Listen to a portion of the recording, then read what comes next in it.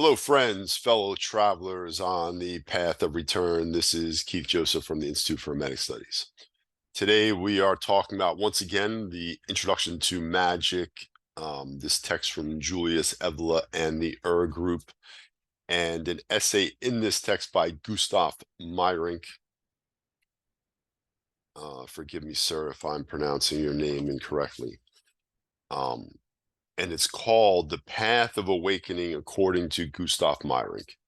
And it's a great read, really well written.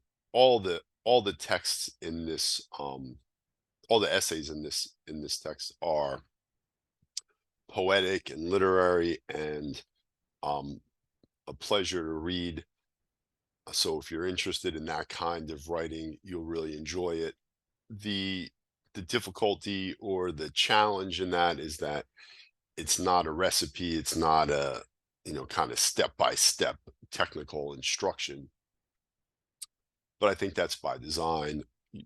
You're encouraged to practice and to kind of figure things out yourself, um, using the kind of the material that you're being given. So the other thing to say about this, I think, is the traditionalist school. Evola is part of, he's considered to be a traditionalist, capital T. I talked a little bit about that in the first video. um Not the Ned Flanders traditional, 50s conservatism, but traditional in the sense that there's a primordial, they call it the perennial philosophy. There's a truth that's being expressed in different religious traditions, and that truth is the tradition. So not one specific tradition, but that truth that underlies or is expressed in every tradition. The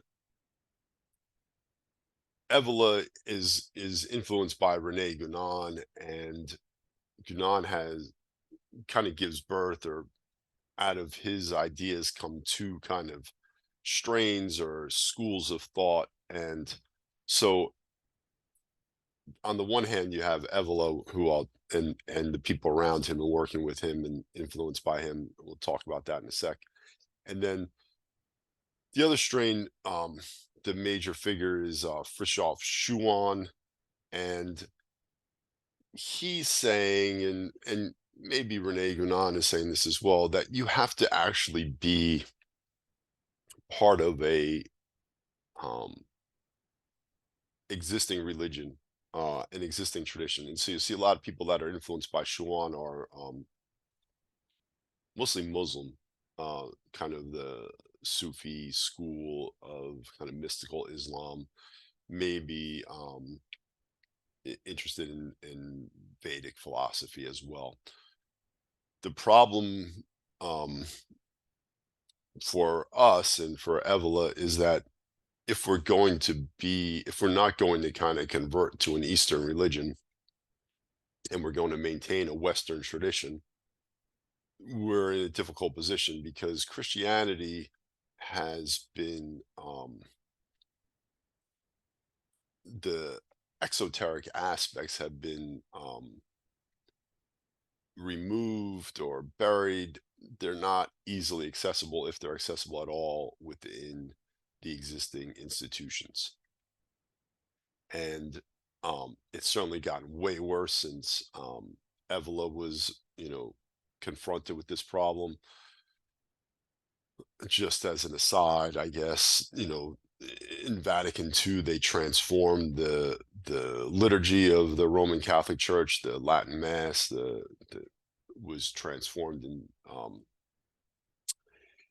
it seems obvious to me that the people that did that, ei- either were willfully trying to destroy the tradition or didn't know what they were doing and were just completely incompetent, and didn't understand the ritual that they were, um, throwing away. So you had a really profound, um, ritual experience that has been, kind of gutted.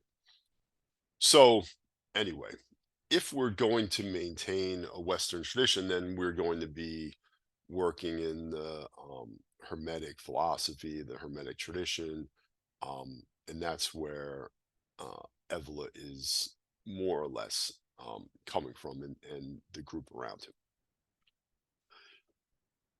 But since, for better or for worse, there is no esoteric, outer kind of order, you get this kind of very militant and uncompromising teaching from someone like Gustav Meyrink. And this is a teaching that, if it was openly stated in the Middle Ages, you would have been burned at the stake or killed or whatever. This is um, in a different time, this would have to be an occult teaching, an occulted teaching, a hidden or secret teaching.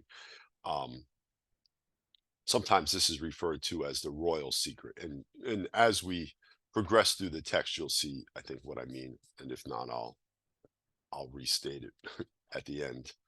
All right, so let's take a look at this. I'm going to read a little bit, or quite a bit, from the text, because in addition to be well written, it just is well organized. um the first sentence: the beginning is what man lacks. So he means like the beginning as a noun, like a place to start. The beginning is what man lacks. It is not that it is difficult for him to find it. It is precisely the preconceived idea of having to find it that becomes a stumbling block. Life is generous. At every instant, it gives us a new beginning. Every second, we are confronted by the question, who am I? We do not ask it, and this is why we do not find the beginning. But if for once we were to take it seriously, a new day would arise whose dusk would spell death for those thoughts that have infiltrated the royal palace and now sponge at the table of our souls. So, this is this question, who am I? This is that direct inquiry, that investigation of the self that I did a video a while back. I believe it was on the Mind of Hermes, and I discussed the Paul Brunton text. I'll put a link to that in the description. And the Paul Brunton, The Short Path to Enlightenment, really interesting book, and worth looking at. Maybe I'll revisit it in a future video. But that direct path to enlightenment through self-inquiry, and that kind of really relentless investigation into the question, who am I? What is the I? What do we mean by the I? And what is it, right? And we've talked about this before in these discussions. The I am not actually my body, although many people think they are their body, right? And that identification with the body is the path to death, because we know the body is going to die. There's other things that you can identify with. The idea would be to identify with something that isn't going to die, that is immortal, right? And that's the assumption, the God form kind of stuff. This is a little bit different than that, but not unrelated. All right. Those who do not learn to see on this earth will certainly not learn in the great beyond.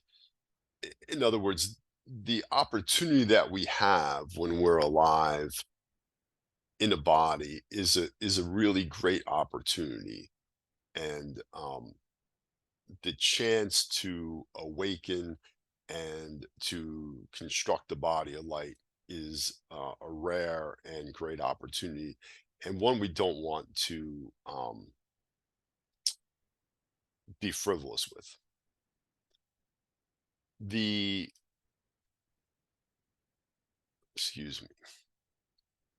The key to the power over the lower nature has been rusted since the flood. It is called to be awake.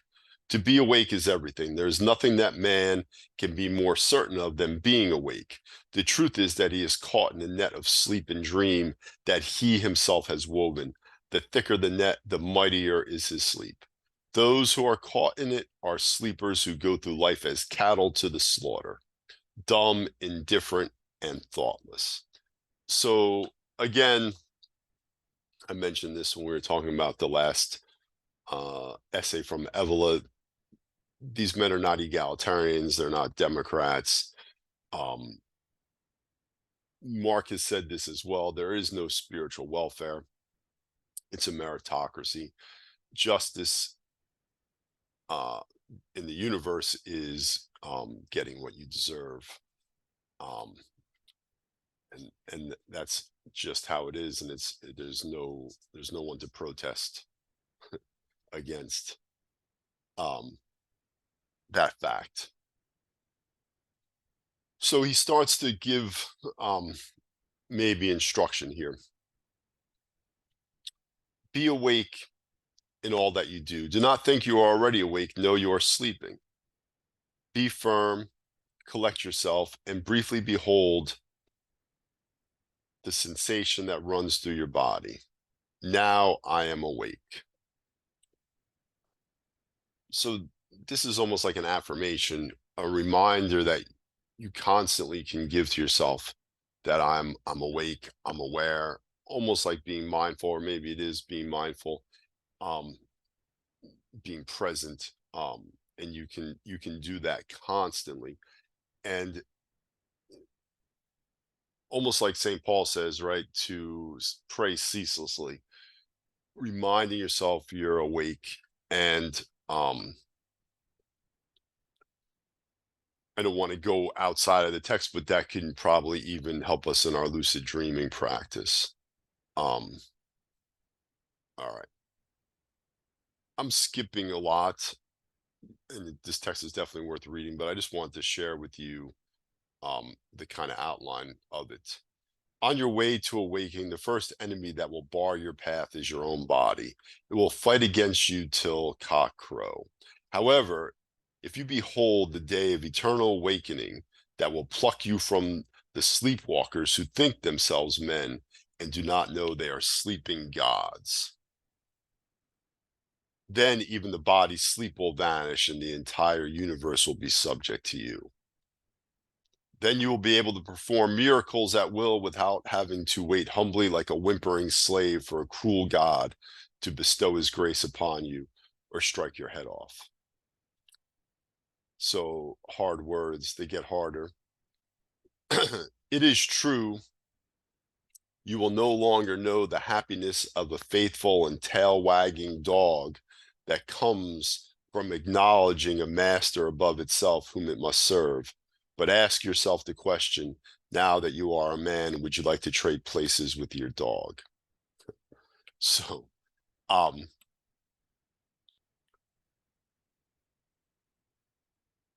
it's hard to even comment on that. The idea, though, is that there's this immense potential.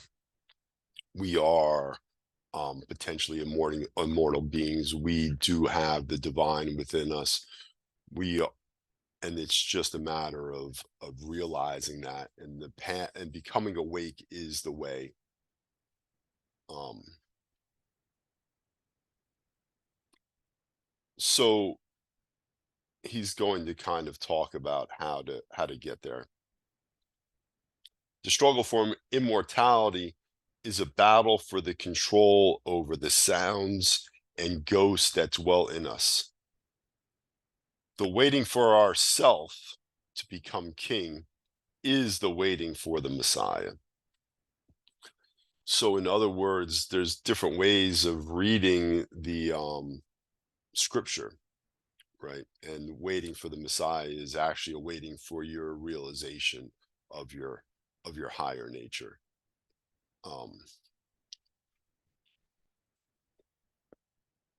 So I have said that the beginning of the way is our own body. Those who know this can begin the journey at any time. Now I will teach you the first steps. You must become detached from your body, but not as if you wish to abandon it.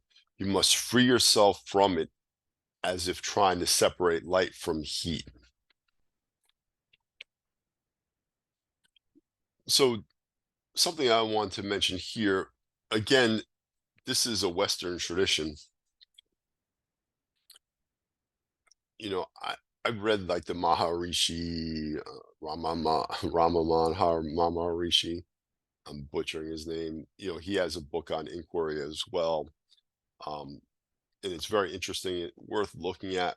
But that's a different tradition. If you ever see a picture of him, I think you'll see he's frail. He's kind of skinny fat.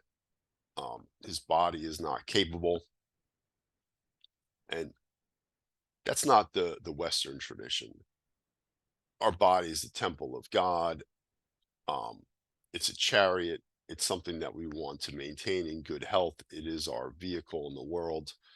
Um, there's things for us to accomplish in the material world. Um, and so it's a different tradition. And what he's emphasizing here is that the detachment from the body is not, you might even think of it as non-attachment. It's the realization that you are not your body. You look in the mirror and you say, "Oh, I look like this," or people say, "Your body looks like this," or you think that. That's the mistake, and it's hard to get out of.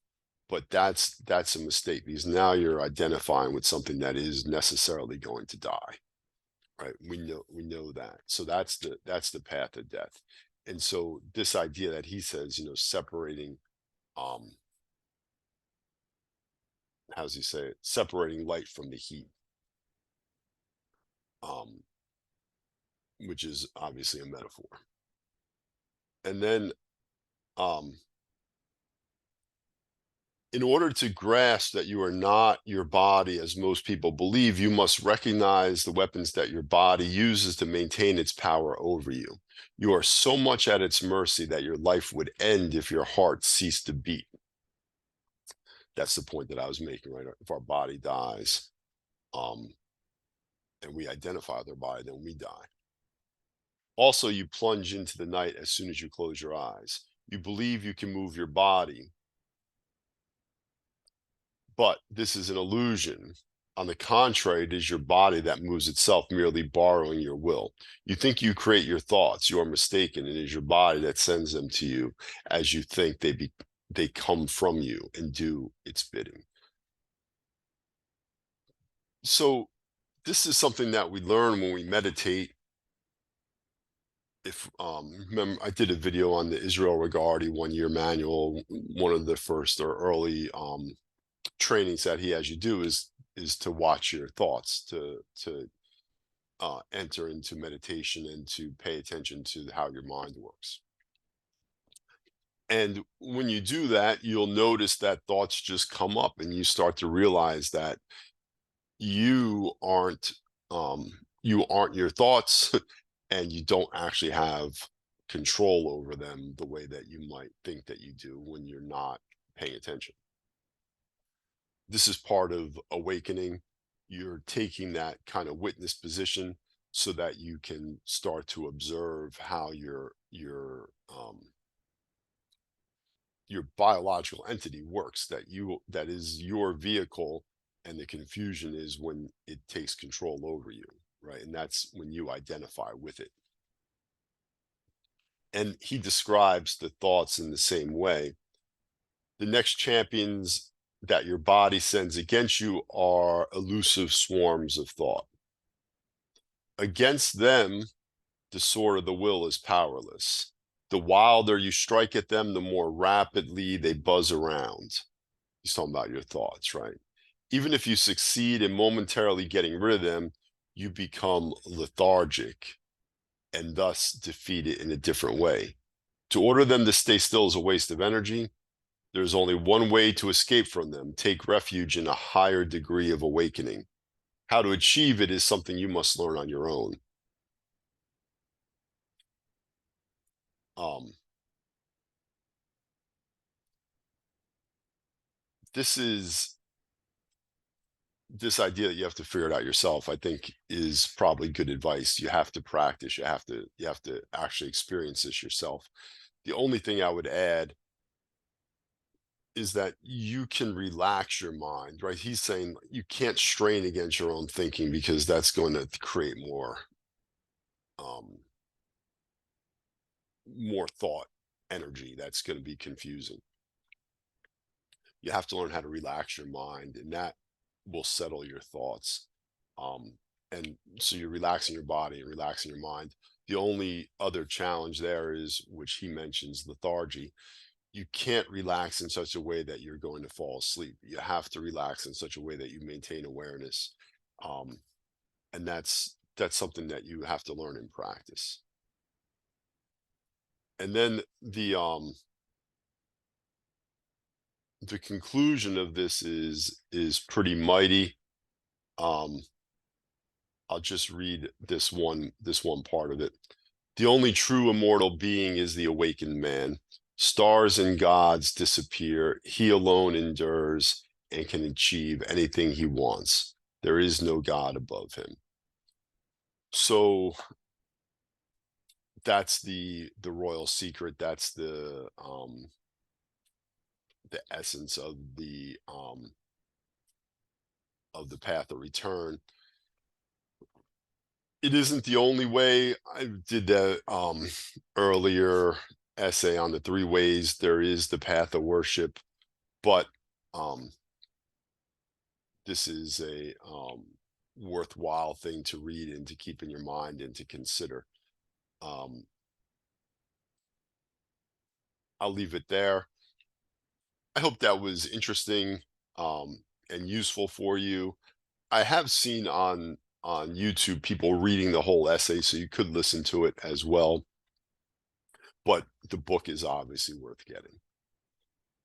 I will put links to the Teachable site from the Institute. Please check us out. I have the blog. I'll put that on there as well. I will link the videos I made on direct inquiry and Regardy's 1-year manual. If you're interested in that, if you've checked out the book already and have comments or thoughts or questions, um, please leave them below. I would love to engage with you there, and I will see you in the next video. Take care.